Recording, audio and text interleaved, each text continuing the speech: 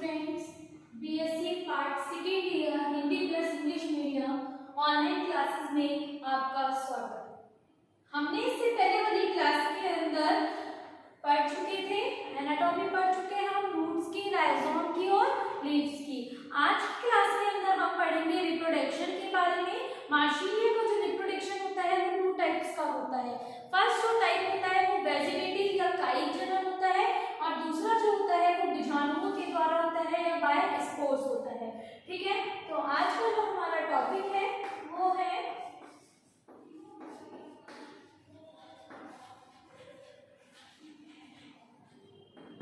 Reproduction of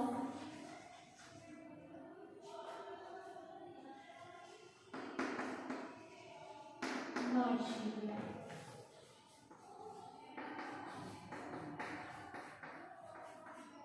मार्शीलिया का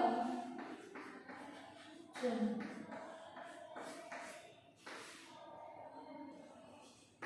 this is 2 types, ये है 2 प्रकार का होता है।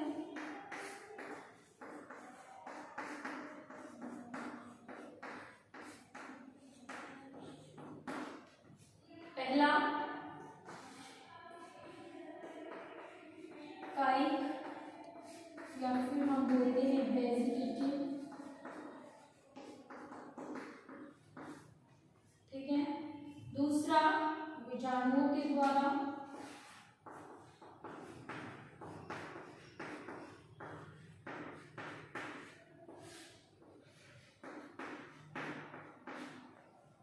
Bye spores.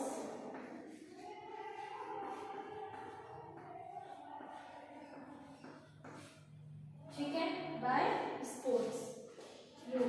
तो डालिए, टॉपिक डालिए मार्शीलिया का जनन, और इसके अंदर लिखिए यह 2 प्रकार का होता है, कायिक और बीजाणुओं के द्वारा। इंग्लिश मीडियम वाले बच्चे लिखेंगे this is 2 types, first vegetative and second by spores.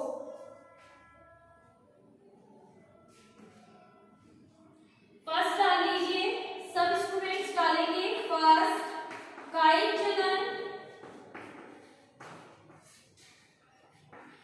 या वेजिटेटिव रिप्रोडक्शन। फर्स्ट डालेंगे।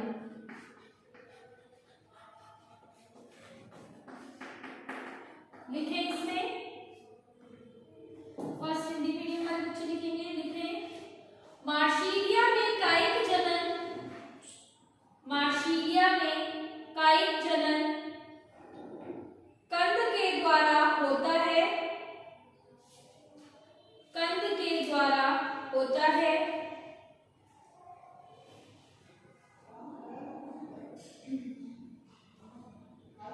कंद के द्वारा होता है।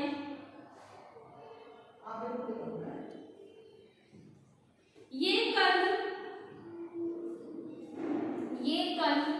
प्रतिकूल परिस्थिति में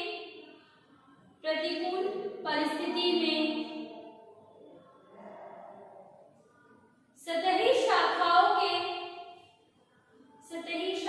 के राइजोम से उत्पन्न होती हैं,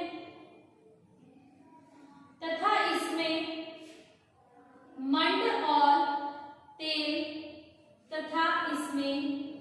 मंड और तेल भोज्य पदार्थ के रूप में संचित रहता है।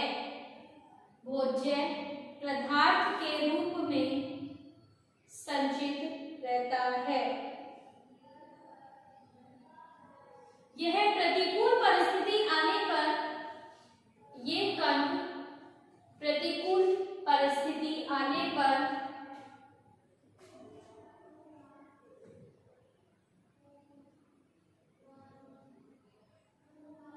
एक बार दोबारा रिपीट कर रही हूँ, ये कंद प्रतिकूल परिस्थिति व्यतीत करने के बाद अनुकूल स्थिति आने पर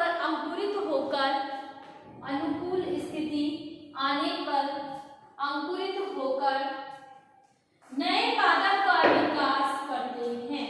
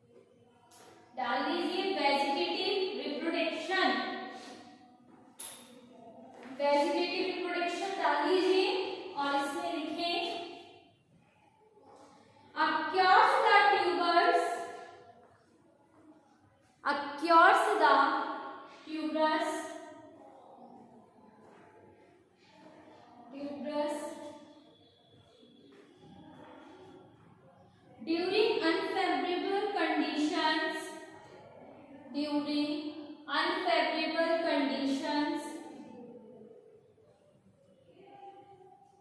Substratum branches of rhizome. Substratum branches of rhizome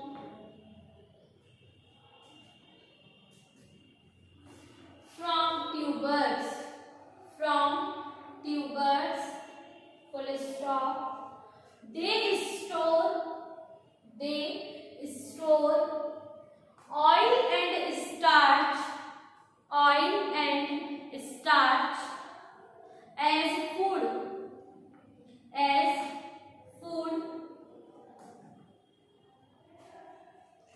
They are unfavorable conditions. They are unfavorable conditions spent, it means व्यतीत करना. And then after the favorable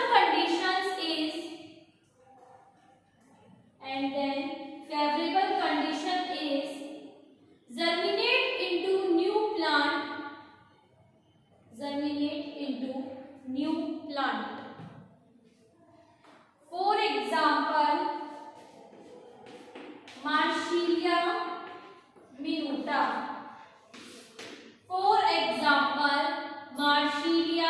minuta. ठीक है, ये था आपका कायिक जनन. मार्सिलिया के अंदर जो वेजिटेटिव रिप्रोडक्शन होता है वो कंद के द्वारा होता है, या हम कह सकते हैं ट्यूबर्स के द्वारा होता है. कैसे होता है?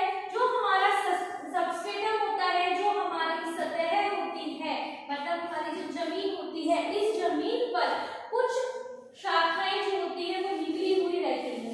ठीक है, जो शाखाएं निकली रहती है, इन शाखाओं के ऊपर ही एक फूला हुआ स्थान होता है, एक मोटा और स्वेल अप एक जगह होती है.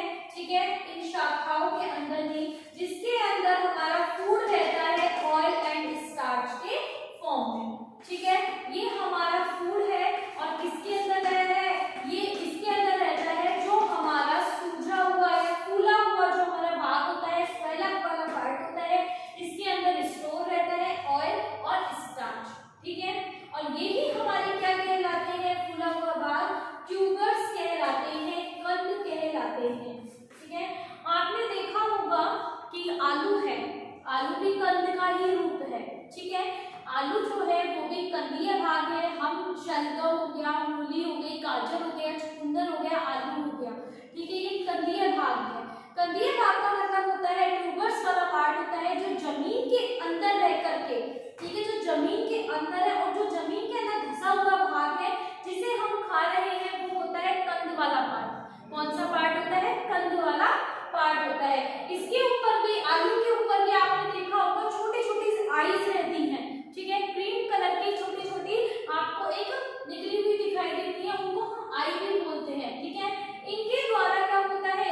आलू का एक नया पौधा लगाया जाता है. अगर उसको काट करके अगर हम गड़ा देते हैं जमीन में, ठीक है, तो इससे न्यू प्लांट जर्मिनेट हो जाता है. ठीक है, वो उसका क्या है? कंदीय भाग है जो आप होती है आलू. इसी प्रकार से मार्सिलिया के अंदर सतही शाखाएं होती हैं. सतही शाखाओं में फूला हुआ भाग रहता है जिसके अंदर फूड स्टोर रहता है.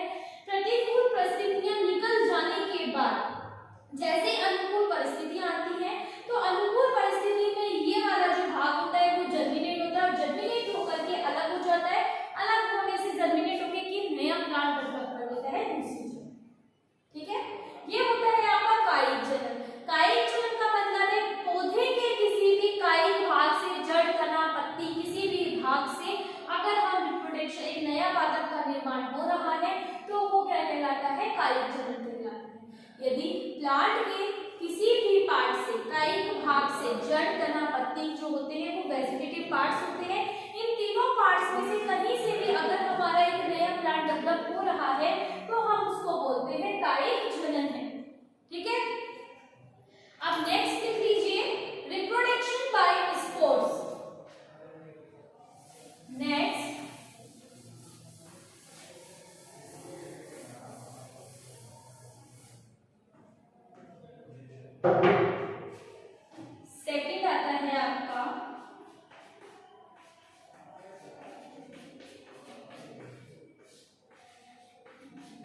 बीजाणु द्वारा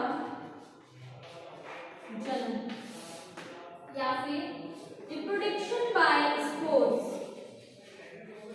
रिप्रोडक्शन बाय स्पोर्स। ओके, तो अब इसको पढ़ेंगे हम। पहले हिंदी मीडियम वाले बच्चे लिखेंगे, ठीक है, उसके बाद मैं आपको समझाती हुई जाऊंगी विद डायग्राम। तो लिखे इसके अंदर हिंदी मीडियम वाले बच्चे, मार्शीलिया का बीजाणुद्भिद पादप, मार्शीलिया का बीजाणुद्भिद पादप विषम बीजाणु होता है। मार्शीलिया का बीजाणुद्भिद पादप विषम बीजाणु होता है।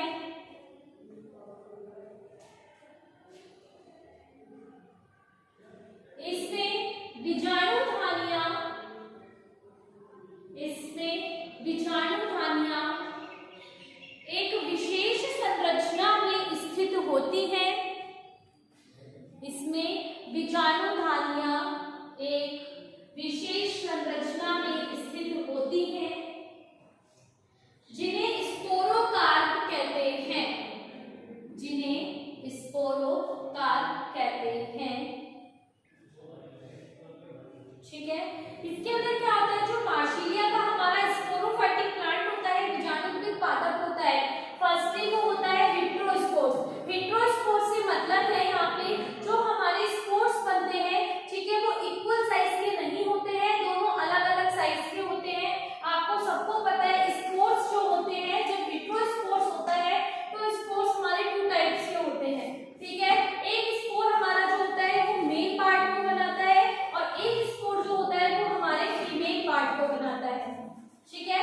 जब हमारा स्पोर्स जो है वो हेटेरोटाइप्स के होते हैं, जब हमारे स्पोर्स हेटेरोटाइप्स के होते हैं प्लांट्स के अंदर, तो जो स्पोर्स होते हैं वो इक्वल साइज के नहीं होते हैं, ठीक है, डिफरेंट साइज के होते हैं। और 2 टाइप्स के स्पोर्स होते हैं। जो फर्स्ट टाइप का होता है वो होता है मेल पार्ट, जो छोटा होता है, ठीक है, इसका जो साइज होता है वो स्मॉल होता है। जो स्पोर्स स्मॉल होगा वो मेल पार्ट का फॉर्मेशन करता है, जबकि जो स्पोर बड़ा होगा, साइज में बड़ा होता है, वो फीमेल पार्ट का क्या करता है, फॉर्मेशन करता है, ठीक है। ये स्पोर्स जो होते हैं, स्पोर्स के ऊपर डिपेंड करता है कि मेल पार्ट कैसा होगा और फीमेल पार्ट कैसा होता है, ठीक है। तो इसमें जो बीजाणु धानियां लगती हैं, स्पोर के अंदर जो बीजाणु धानियां लगती हैं वो एक विशेष संरचना में लगती है, और जिस संरचना में ये लगती है, जिस स्ट्रक्चर्स में ये लगती है, उनको हम स्पोरोकार्प कहते हैं, ठीक है। स्पोरोकार्प क्यों कहते हैं, क्योंकि उसमें स्पोर्स जो होते हैं वो अरेंज रहते हैं डिफरेंट साइज में। ओके, तो अब यहाँ पे डाल दीजिए आप नेक्स्ट पॉइंट, स्पोरोकार्प के बारे में लिखेंगे। अब हम स्पोरोकार्प,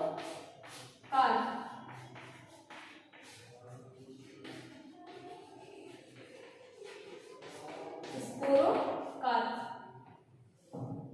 तो स्पोरोकार्प में लिखेंगे सभी स्टूडेंट्स,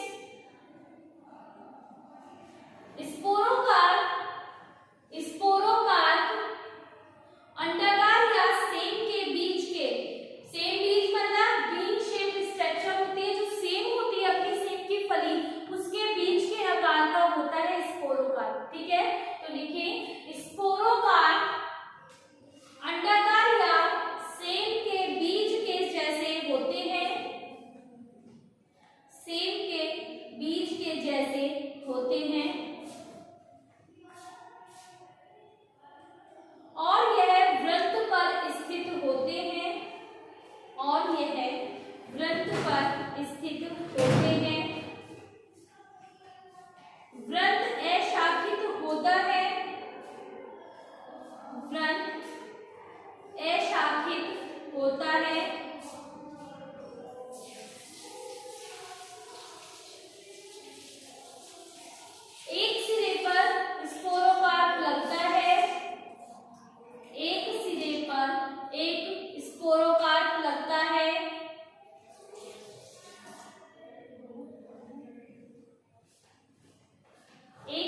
पर स्पोरोकार्प लगता है। इसके शीर्षों पर 2 से 5 स्पोरोकार्प लगते हैं। इसके शीर्षों पर 2 से 5 स्पोरोकार्प लगते हैं। स्पोरोकार्प मुलायम और हरे रंग का होता है। स्पोरोकार्प मुलायम तथा हरे रंग का होता है। परिपक्व होने पर यह सख्त और भूरे रंग का होता है। सख्त और भूरे रंग का होता है।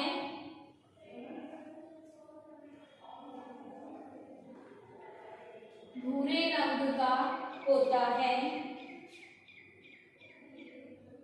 यह हमेशा पानी के अंदर ही बनते हैं। यह हमेशा पानी के अंदर ही बनते हैं।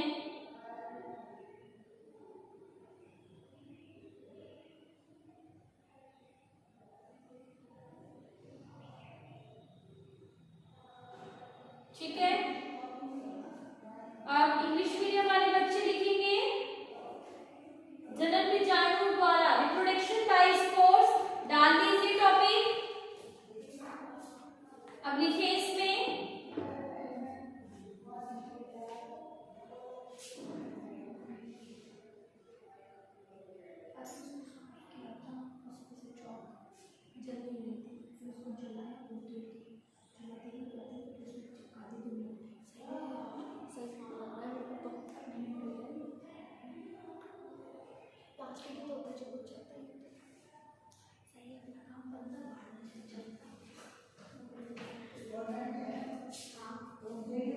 लिखो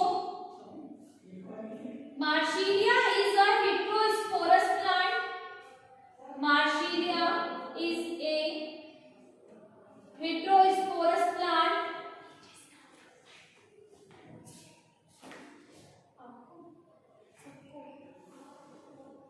Heterosporous plant therefore produce 2 different types of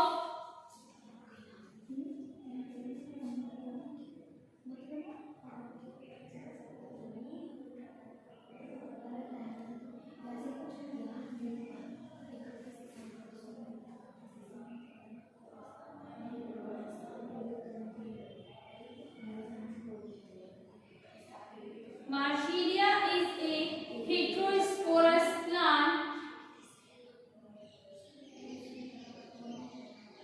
Therefore produce 2 different types. Therefore produce 2 different types of spores. Microspores and megaspores. Microspores and megaspore. These spores are born in a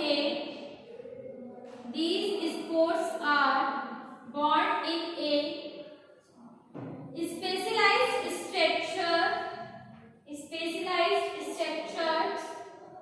called as sporocarp. अब देखिए स्पोरोकार्प topic डाल के लिखें। ठीक है, next स्पोरोकार्प topic डालिए। लिखिए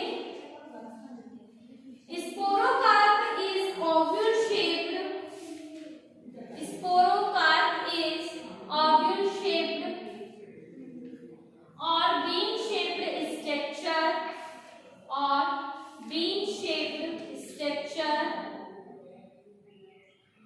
They are found at the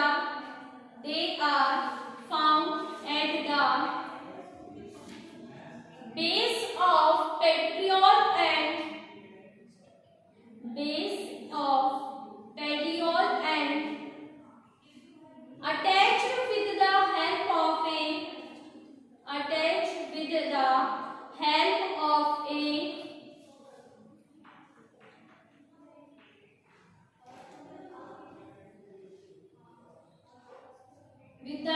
of a star.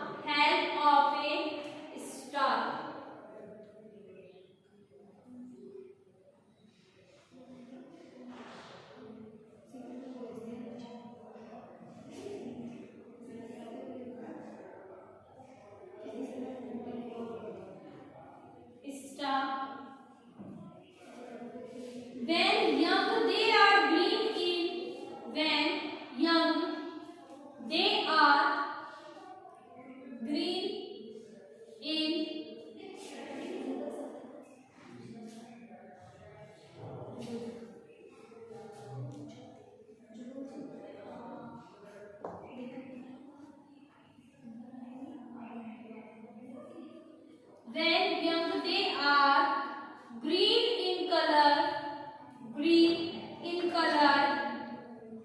but at maturity they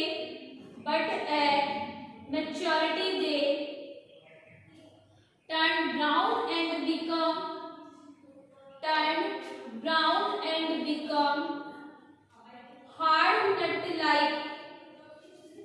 hard nut like.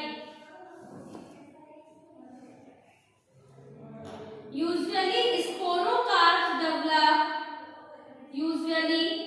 sporocarps develop singly, but they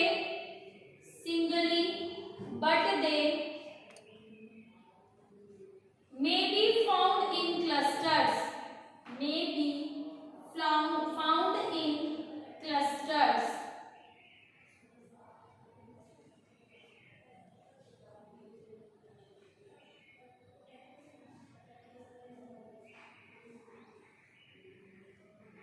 ठीक है, ये हो गया आपका। नेक्स्ट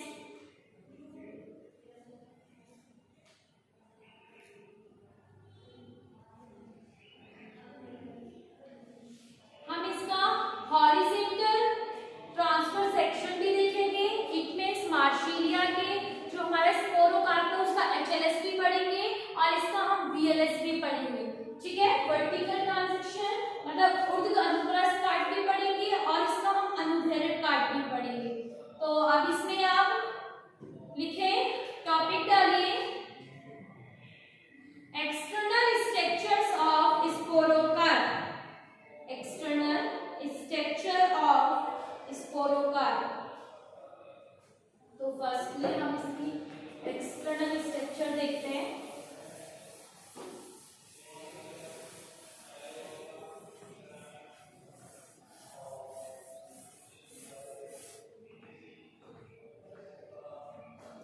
लिखिए इसके अंदर,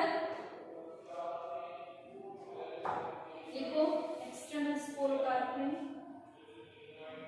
स्पोरोकार्प दो भागों में विभाजित होता है।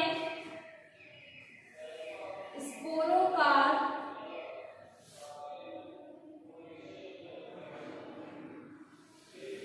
दो भागों में विभाजित होता है।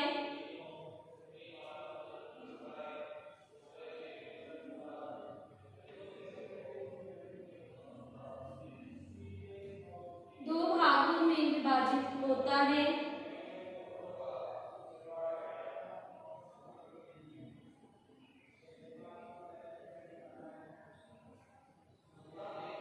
पहला बॉडी, दूसरा स्टार्क या वृंत। पहला बॉडी, दूसरा स्टार्क या वृंत। लिखें फुल स्टॉप। आगे स्पोरोकार्प की काय, स्पोरोकार्प की काय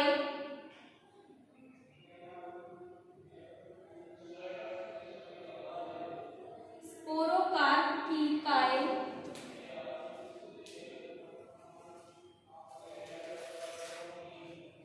हॉरिजॉन्टल या फिर वो क्षैतिज ऊर्ध्व होती है। हॉरिजॉन्टल या क्षैतिज ऊर्ध्व होती है तथा वृंत बॉडी के पीछे वाले भाग से, बॉडी के पश्च सिरे से जुड़ा हुआ रहता है और रेफे का निर्माण करता है। जुड़ा हुआ रहता है और रेफे का निर्माण करता है।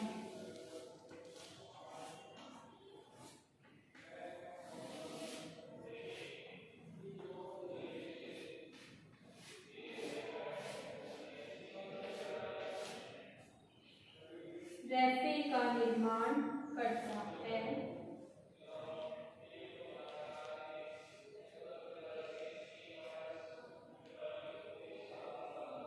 रैफे, रैफे, रैफे पर एक या एक से अधिक, रैफे पर एक या एक से अधिक दंत के समान उभार होते हैं, दंत के समान उभार होते हैं, जिन्हें ट्यूबरकल कहते हैं, जिन्हें ट्यूबरकल कहते हैं।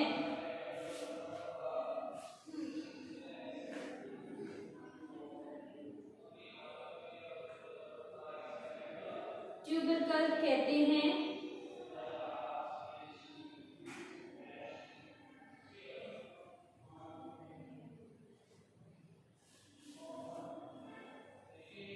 ठीक है, ये डायग्राम बना लीजिए इसमें और इंग्लिश मीडियम वाले बच्चे लिखें। The sporocarp is divided into, the sporocarp is divided into body and stalk, body and stalk, full stop. The body is horizontal, the body is horizontal, erect, and the stalk is fused, the stalk is fused laterally to the back of body, laterally to the back of body of sporocarp forming the raphe, of sporocarp forming the raphe, full stop. Above the raphe one or two, above the raphe one or two teeth-like projection are present, teeth-like projection are present, called as tubercles, called as tubercles, full stop. ठीक है, अभी diagram बना लीजिए और आपका आज का topic यही कंप्लीट होता है। नेक्स्ट क्लास के अंदर हम पढ़ेंगे इंटरनल स्ट्रक्चर ऑफ स्पोरोकार्प और एचएलएस एंड बीएलएस स्ट्रक्चर स्पोरोकार्प। ठीक है, थैंक यू।